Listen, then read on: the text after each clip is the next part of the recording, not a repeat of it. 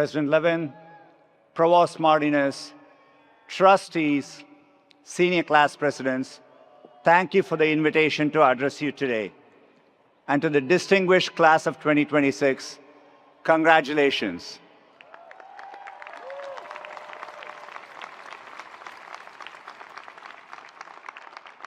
I must warn you all, this is only the second commencement speech I've ever given. The first was literally in my backyard. It was the spring of 2020, right in the middle of COVID and lockdowns. We were filming a YouTube commencement for the graduates who couldn't have their own celebrations like this one. When I look back on it, I see a time of great anxiety. I see the empty space where there should have been an audience. I see the haircut I gave myself right before filming. In fact, I really wish I could unsee it. Today, what I see in front of me is how graduation should be.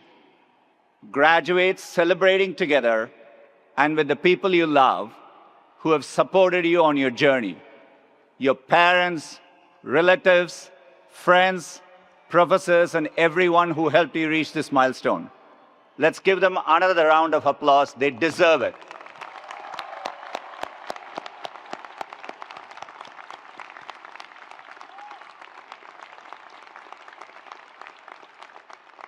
I know not everyone you care about could be here. Many of you came from other parts of the country and the world, as I had. And it's not always possible for families to travel.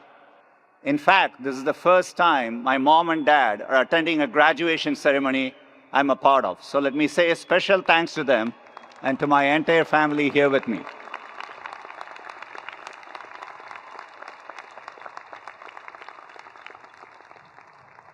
I know today is about giving you all advice, but people have also been giving me a lot of advice on what to say. Actually, it's been the same advice, and it's about what not to say. People thought it would be really difficult for me. It's the last two letters of my last name after all. In all honesty, the topic is truly immaterial to what I want to share with you. The most timeless advice I've learned is technology agnostic. It's about you, the life you want to build for yourself, and the choices that help you pursue that life. Some of you know what you're pursuing already. Congratulations. Enjoy closing down the Rose and Crown now. It gets tougher with a day job. Many of you may have absolutely no clue. That's okay too. I remember feeling uncertain on graduation day. The sense that life was a series of really big moments and the pressure I felt to get them all exactly right. This is especially true for a group of high achievers who have sweated every grade, every paper, every exam, who have focused on having the right mix of activities, athletics, internships, and now your first jobs. I'm going to let you in on a little secret. While these things matter in the moment, they are much less consequential than you might think. You could have failed that biology test, skipped a class, never learned to play the tuba, and you'd still probably be here today. Let me tell a story of how I started to learn this for myself. When I was a student here, I had a classmate named Pat. He was from Long Beach, had an earring in one ear, which I thought was really edgy at the time, and a white two-door Honda Prelude convertible. One Wednesday morning in January, my first winter quarter, we were on our way to class. He was like, "Do you want to go to Vegas instead?" I had never skipped a class. I had never definitely taken a road trip before. In fact, this is the first time my parents are hearing of it. And yet I said, sure. So we went back to our dorm rooms, grabbed some things, and set off. You have to cut through the mountains to get there. As we drove through them, it started to snow. I'd never seen snow before. I stuck my hand out to grab it. I couldn't believe the softness of the flurries. Pat stopped the car so I could get out. It was really beautiful, a moment I'll never forget. 9 hours from when we set out, we arrived in Vegas with the night lights on the horizon. I didn't know what to think. Pat taught me how to play blackjack. I started with $5 and did manage to win about 15 more, and I was like, I'm out. We didn't have enough money to stay long, so the next day we started the drive back. No one seemed to notice that we had missed class. For the first time, I realized the world won't end if I relaxed a little. You're going to face a lot of moments in your life. Only a few of them are really important, and you need to get them right. Picking a partner, choosing whether to start a family, a bigger career pivot. Those decisions require time and intention. However, you will face many more moments in your life that only seem really big. Thousands of them, in fact. And very few of them are make or break. Your first job out of college, the city you move to next, whether to take that road trip.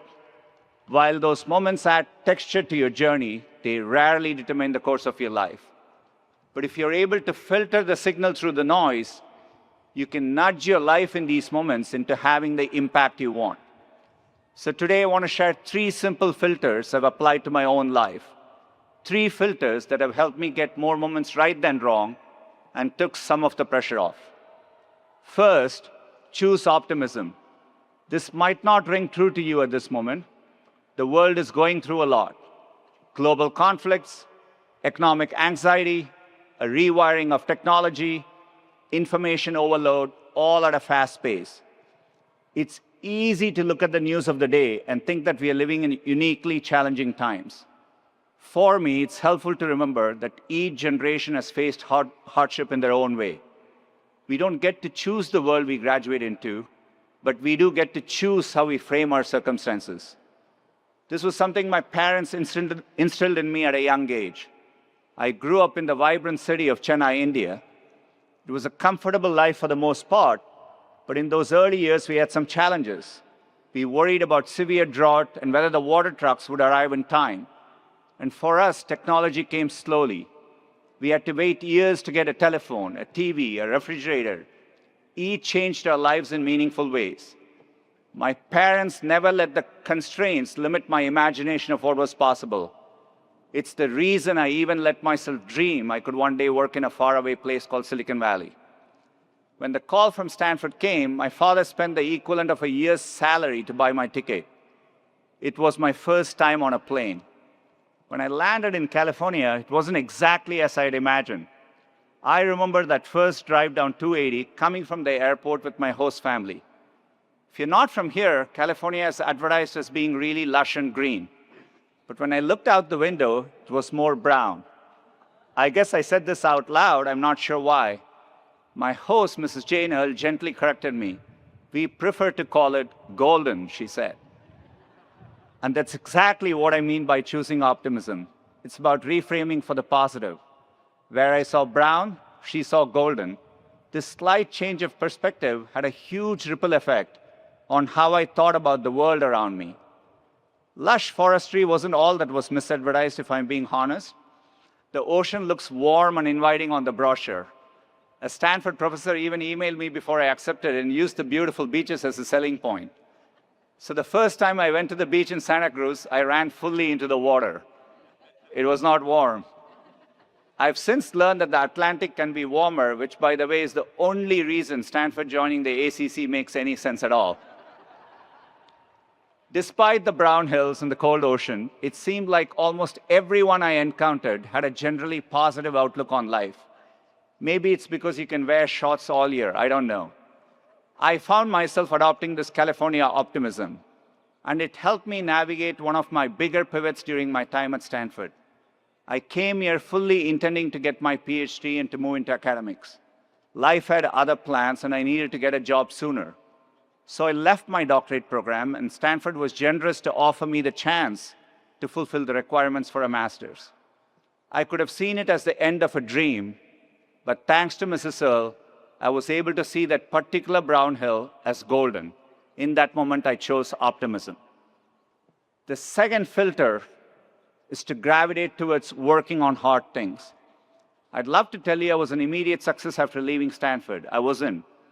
Even a decade later, I felt like I wasn't on the right path and took me a while to find my footing. Until I applied to Google, I had my final interview there in 2004. It was April Fool's Day and the day Gmail launched. So when my interviewer asked me about it, I wasn't sure if it was a joke or a real product. That's because at the time, 1 gigabyte of free storage for everyone felt super ambitious and almost impossible. A couple years into the job, I got my chance to work on a seemingly impossible problem too. It was around this time that the internet was moving into a new phase. The web was evolving from simple web pages to rich applications.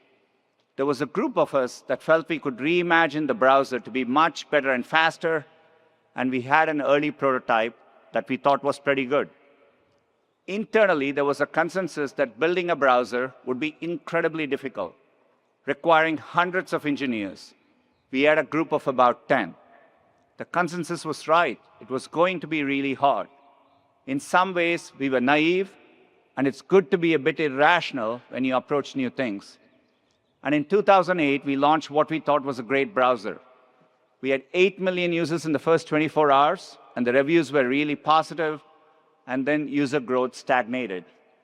After a year, we had around 2% share. I remember Steve Ballmer, the CEO of Microsoft, made fun of Chrome in an interview and called it a rounding error.